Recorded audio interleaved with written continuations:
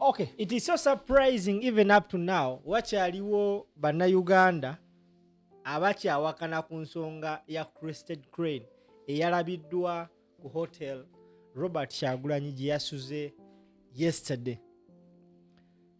Ffe nga ffe tukuwa byabaddeyo. But of course this time round nsazeewo nkuleetere ababaddewo on scene nga bakunnyonnyola ensonga nga byabadde ey'ekinyonyi ky'eggwanga the Crested Crane. Mu kubawo kwakyo ku kifo ekyo kyakoze ne signs ezoogerwako abakenkufu ku Uganda Court of Arms.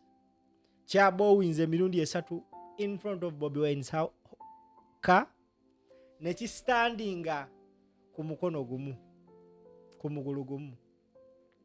Okategedde kati njagala owulirize emboozi eno tukomewo. N'ekinyonyi ky'eggwanga gye kyavudde ekiro ekyo ku ssaawa 5 ne kigwa mu luggya lwa wooteeri. Emmotoka ya pulezidenti we yabadde epaakinze mu maaso we kyapaakinze nakyo we kyalandinze. Crested Crane eno nga yakamala oba ŋŋaali nga yakamala okulaaninga bweti mu maaso g'emmotoka yavunnamye emirundi 3. We yamaze okuvunama emirundi 3 yakubye ebiwawaatiro ng'omuntu eyeekunkumula okumala seconds 2. We yamaliriza yasitudde ekigere kimu mu maaso nga bw'ebeera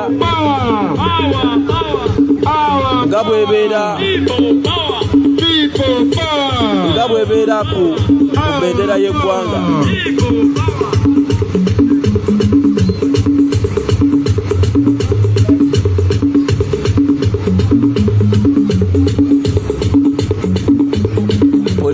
Yatuse ku hoteli wabaddewo ekinyonyi kye baali bayita Crested Crane kyazze ku hoteli we yabadde agenda okusula.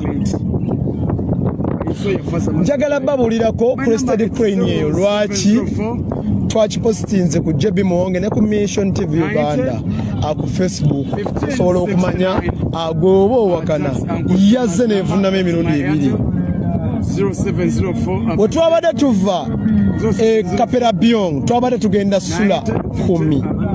Bwe twatuuse 10 era ne batublokinga ne batugamba tugende Soroti. Bwe twatuuse Soroti era ne batublokinga ne batugamba mweyongereyo mugende musule Esserere. Bwe twatuuse Soroti but blockings oluvannyuma lwa wakati w'essaawa ezatukunukiriza mu 6. Twavuddeyo ssaawa zabadde zigenda mu 6 ogw'ekiro. Pulezidenti mu kugenda okunoonya wo wagenda okusula nga bo bamugamba byangu tugende osule wano twakuba okwengedde dda. Kuva ddi mwami Museveni ng'osasulira Robert Kyagulanyi wagenda okusula? Kuva ddi muhoozi nga gwagamba nti eno wooteeri pulezidenti wagenda okusula nze ngisasulidde? Munnange ffe tetulya piraawo wammwe, temutwemanyiisa temutweteekako. Bannayuganda batubeezaawo kubanga be baatutuma be baatusindika okutabaala eggwanga Uganda. Nena amafuta ge mukozesa ge mugamba nti ge tukozesa okuyingira zino enguudo ez'enfuufu embi ez'ebinnya ez'omukyalo wakati mu binnya mu kuseerera enkubanga etonnye. Bannayuganda batutunuulira era batusapootinga tubeebaza mwenna abayimirira naffe mu mbeera ey'amafuta, mu mbeera ey'okutudduukirira data ate embeebaza mwenna bwe tuba tuzzeeyo ku hoteri pulezidenti we yasuze. Njagala kudda ku Crested Crane lwaki yavunnamye era Crested Crane kiki fulaga ya Uganda gyakwata waaba awuuba yenna gy'atambulira ebeeramu akanyonyi wakati kalimu akanyonyi ako kanyonyi ka Uganda sika mwami Museveni. Uganda ng'abazungu bagiddiza abaddugavu waleetebwa Uganda flaga erimu red black ate red black ne yellow.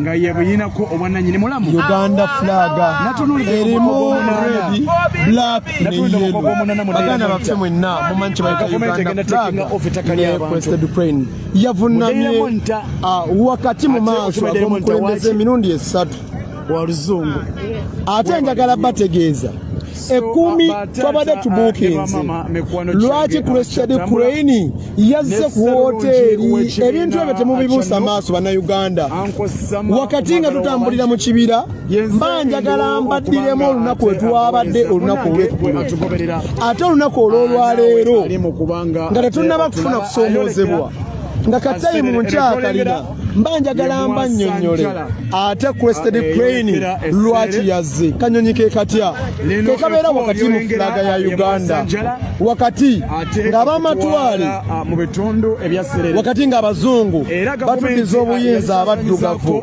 wajjawo bendera eya Uganda erimu colors 3 erimu black yellow ne red ne balonda sebakalonda ku mulembe gwa mwami Museveni wano njagala ompulirizeewo bulungi akanyonyi ka Crested crane akazze ku hoteeri tebakalonda nti ke kanyonyi ka Uganda nti bakalonda ku mwami Museveni lwe yajja si mwami Museveni yakalonda bajjajjaffe abatandikawo Uganda be bakalonda nti ke kanyonyi ka Uganda kaze ne kamu kaze president yatuuse ku hoteeri saawa 6 katuuseewo saawa 6 ne kavunnama emirundi 3 ne kavunnama emirundi 3 mu maaso g'emmotoka ye UAY tevalaba mbagamba UAY eyo tugenze serere ate wakati mu nguudo embi onagambye nakaye president yawamba Uganda naye ne Sobla yawambibwa Abudu ne Sama batata ne ai Bannayuganda ndi muwambe mugambe free Swabla ow'omukisa eri bannamateeka